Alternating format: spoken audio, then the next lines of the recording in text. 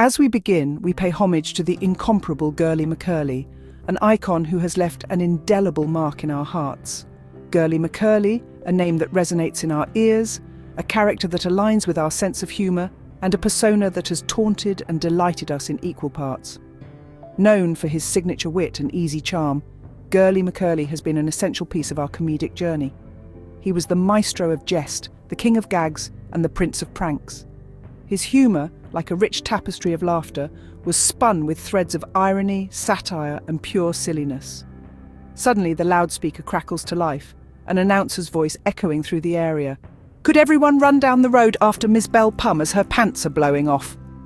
The announcement is met with an uproarious wave of laughter that ripples through the crowd, reminding us all of Mcurley's mischiefs. But let's not forget another unforgettable comedic moment that Gurley Mcurley inspired. Jane Fitzcastelia, carrying forward legacy of Mcurley's mischiefs, once poured green ghoul down Mrs. D's nose. The twinkling eyes and mischievous grin of Jane as she pulled off the prank was a sight to behold. It was an uproarious incident that had us all in stitches, setting the stage for more memorable moments. Gurley Mcurley was more than just a character. He was a phenomenon, a force of nature. His tomfoolery, his jokes, and his unapologetic humour have imprinted themselves on our hearts.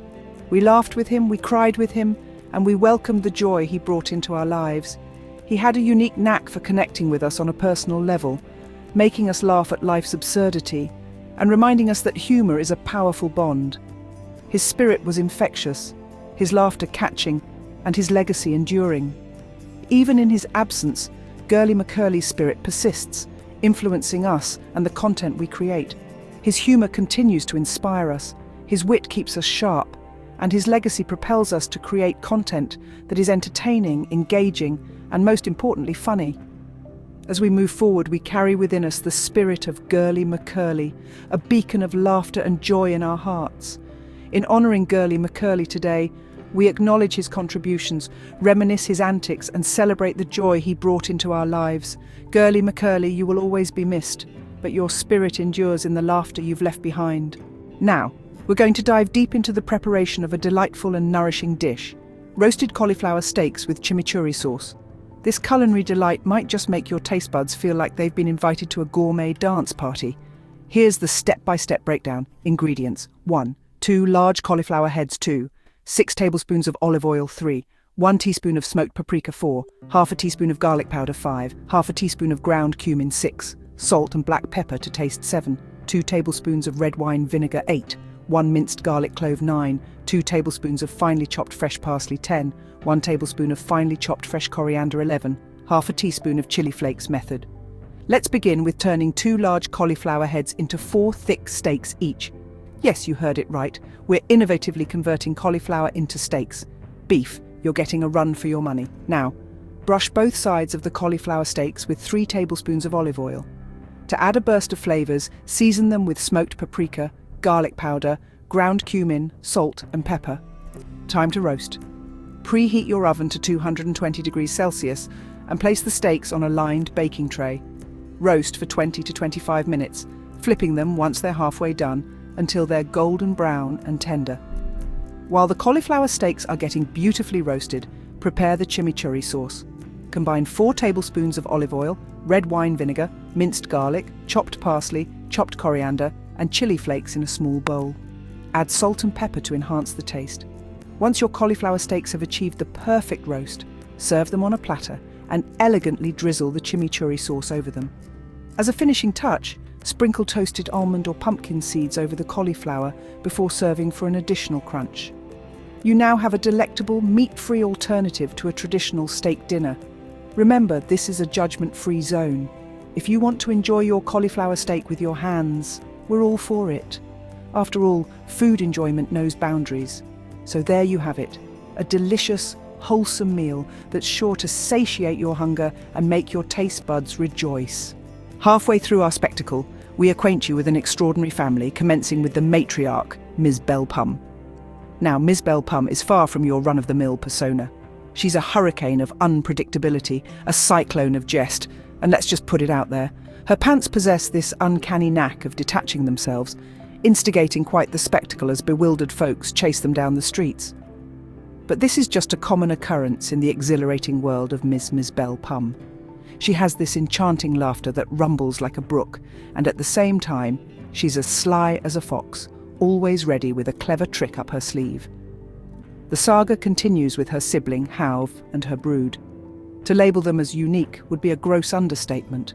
Pole, the male polar bear cub, is a spectacle of snow-white fur and an attitude as frosty as the Arctic. He has this solemn demeanour that belies a heart full of warmth. His sister, Nuddles, the youngest in line, is a female golden bear, with a heart that is as generous as her appetite for honey. She's radiant as the morning sun, and her beautiful eyes glint with mischief. And we certainly cannot overlook Zoe, the middle offspring, an intriguing creature made entirely of candy floss. Yes, you got that right, candy floss. Sporting yellow pigtails, she exudes an aura of sweetness and delight that is as tempting as a carnival treat. Their mother, Howve, is also a candy floss entity, her round figure as captivating as a merry-go-round. As you can envision, this makes family reunions a spectacle to behold, especially under the radiant sun. A compelling story wouldn't be complete without a rogue, isn't it? Enter MgGorse. Masking his true nature under the facade of a saint, he's perpetually trying to paint our revered Miss Belle Pum and her family as pranksters and excessive. But we all know who the true scoundrel is, isn't it? And of course, we must mention Waterloo, the grand dame of Miss Belle Pum and Howve. Her size is so enormous that she needs to be rolled into the room. But don't let her bulky appearance deceive you. She possesses an agility that rivals a ballerina when the situation demands it. In the whirlwind existence of this family, monotony has no place. Their lives are a collage of peculiar incidents, like that time when a packet of crisps created an unforgettable situation, or that time when an unsuspecting lady was caught up in an impromptu heave. But such are the ways of the world of Miss Belle Pum. It's a realm brimming with mirth, mischief, and a sprinkle of villainy. It's a place where the unforeseen is a norm and the usual is anything but. This is a world where you can yourself, no matter how peculiar or distinct you may be. So whether it's a pants chase down the road, tolerating MgGorse's mischief, or laughing at Waterloo's unique entrance, life with Miss Belle Pum and her family is a string of riveting experiences. They stand as a testament that life is too fleeting to be mundane, too valuable to be average, and exceedingly engrossing to be anything outrageous. The world of Miss Belle Pum and her family is a roller coaster ride, teeming with laughter, pranks, and a dash of villainy. Just the other day, there was a rather unusual incident at the Aquatic Centre involving Miss Belle Pum. Picture this, if you dare. Miss Belle Pum, in all her glory, decided to serve an interesting combination of hot poo soup and cold wee juice to a group of unsuspecting schoolchildren. And this wasn't the only interesting thing she decided to serve. The notorious John, a man well known for his nasty farts, had just let one rip into a packet of crisps. Now, these weren't just any crisps, they were soon to be known as the infamous fart-flavoured crisps. You can imagine the reaction when they were served alongside the peculiar soup and juice. Those poor kids. They had no idea what they were in for. As the taste and smell hit their senses, the world seemed to stand still. Then, all at once, a wave of nausea swept over them. One by one, they started to vomit. One unfortunate lad, so overwhelmed by the taste, heaved right into a lady's mouth. And where did all that vomit end up? You guessed it, straight into the pipes that fill the pools. Talk about a recipe for disaster. At 1:30, the shouting man, the one who's always barking orders, decided to refill the pools. Mid-customer swimming, no less. The result? An astonishing 600 people were covered in the vomit of school children. I mean, you can't make this stuff up. Then came the slide. The slide. Normally it's a source of joy and laughter, but on this day it was a source of horror. Some 77 people went down that vomit-filled slide and came pouring out, covered head to toe in the aftermath of Miss Belle Pum's culinary experiment. But wait, it gets better, or worse, depending on your perspective. Amidst the chaos, Waterloo, that's Miss Belle Pum's and Howve's mother, in case you forgot, decided to get involved. She shouted, "Bend your bum farting to try and catch it," and then triumphantly exclaimed, "Got it!" while the rest of us looked on in stunned silence. And that, my friends, is a day in the life of Miss Belle Pum. Always unpredictable, always entertaining. Until next time. As we approach the end of our show, we're diving deep into the fascinating world of music with our unique guest, Miss Belle Pum. You might assume that you've heard all possible versions of Waterloo by the celebrated band ABBA, but I guarantee you've experienced it in the way you're about to. Imagine this: our exceptional Ms. Belle Pum, in her full splendour, is preparing for an unforgettable performance will reverberate through the corridors of history. But she's not using any traditional musical instruments. Oh no, that would be too ordinary for our out-of-the-box Ms. Belle Pum. She's about to hold the instrumentals. That's right, you heard it correctly. Each note, every rhythm, all created in a fashion that's as distinct as the artist herself. A symphony of sounds that will astonish you for more reasons than one. And on that note of this musical spectacle, we end our show today. Until we meet again, keep the laughter going. All right, folks, we've had our laughs and our music. Now let's dive into a story that's as shocking as it is bizarre. We're taking you back to the Aquatic Centre incident, a day that will forever be etched in the minds of those who experienced it. Our very own Ms. Belle Pum, always known for her eccentricity, decided to serve a unique concoction to a group of unsuspecting schoolchildren. Hot poo soup with cold wee juice, a recipe that's as unsettling as it sounds. The result was nothing short of chaos, with the children's stomachs rebelling against the unconventional menu. What ensued was a domino effect of vomit that ended up in the most unexpected of places, the swimming pool pipes. Now imagine the horror when, at 1:30, the pool was ordered to be refilled while customers were still swimming. The sight was something straight out of a horror movie, with 600 people covered in vomit. And the slide, oh the slide, it became a vomit chute, with 77 people sliding down into a pool of regurgitation. Amidst the chaos, Curtleloo, ever the jester, tried to lighten the mood with a peculiar game, bending over, farting and trying to catch the output, all while exclaiming, "Got it!" The incident was a shocking reminder of the unpredictable nature of life and the eccentricity of some people. But let's not forget, it's these strange incidents that make life interesting and provide us with stories to tell. On that note, let's move on to our final segment. Let's move from one outrageous event to another. This time we're taking you to Howve's place, where a party was hosted that could rival any tale of eccentricity. The night was in full swing when Ms. Belle Pum, our infamous lady from the previous story, made her entrance. And what an entrance it was! She nearly lost her bowels when she saw MgGorse, a figure of her past, walk in. To commemorate the occasion, Miss Pum decided to prepare a dish that was as bizarre as it was gut-wrenching.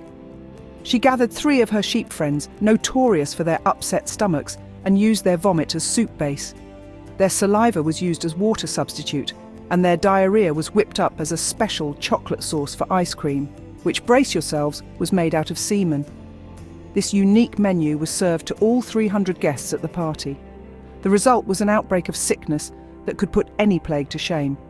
People started vomiting so violently that it shot out of their noses. One unfortunate man vomited into a ceiling fan, causing a rain of regurgitation that drenched 20 guests. A woman in her state of sickness ended up crying vomit into her baby's mouth, causing the poor infant to vomit up a white liquid. Sadly, we lost that footage. In a curious turn of events, another baby vomited into its mother's breast while feeding. The mother's milk was affected for a month, causing the baby to vomit non-stop. The climax of the night was when an old lady decided to fart on a cookbook, causing a stench so potent it sent MgGorse running from the house, vomiting non-stop. Just another everyday party in the life of our eccentric characters.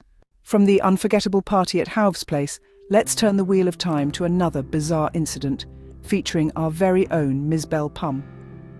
On a breezy afternoon, with the windmill spinning in all its glory, Ms. Pum decided to pay a visit to the old mill. Unbeknownst to her, a sudden bout of stomach upset was about to turn this ordinary visit into a legendary tale. As the windmill blades spun around, Miss Pum was hit by an uncontrollable urge to relieve herself. With no other option in sight, she succumbed to her natural instincts. The result was a disaster of epic proportions. As the diarrhea was released, the spinning windmill blades caught it mid-air, flinging it in all directions. The flour, which was being milled at the time, got mixed with the flying feces, creating a Poo-Flour cocktail. And as fate would have it, a poor, unsuspecting soul was enjoying his dinner nearby. Before he could realize what was happening, his meal was garnished with a dash of the Poo-Flour mix.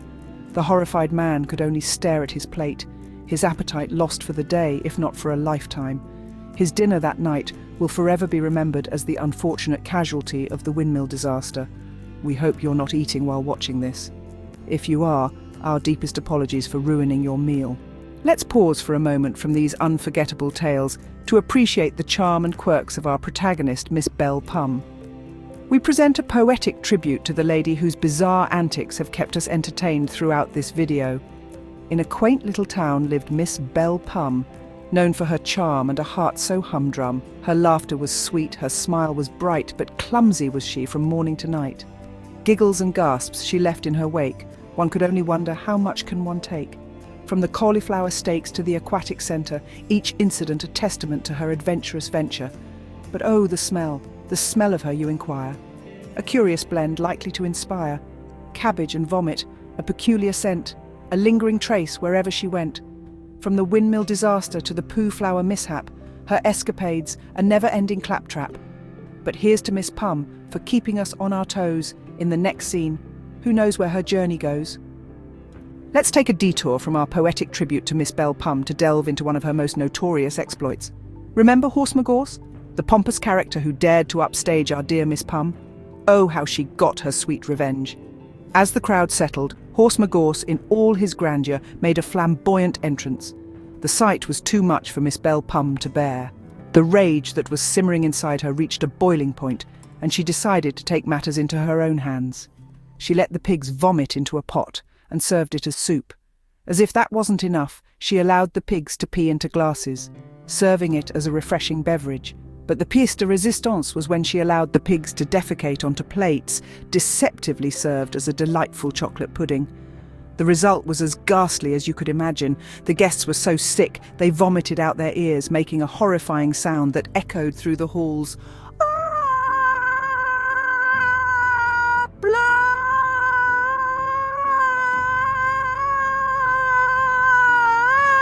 The chaos that ensued was nothing short of a disaster. One lady vomited so hard it was as if she vomited into her own body. A poor boy in his sickness vomited up his own organ. A man, suffering from severe diarrhea, accidentally targeted a woman's mouth, who in turn vomited right back into his behind.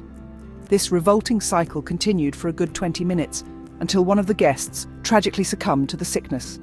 And MgGorse? He was drenched in cowpea, a fitting consequence for daring to cross paths with our protagonist, Miss Belle Pum. The moral of the story?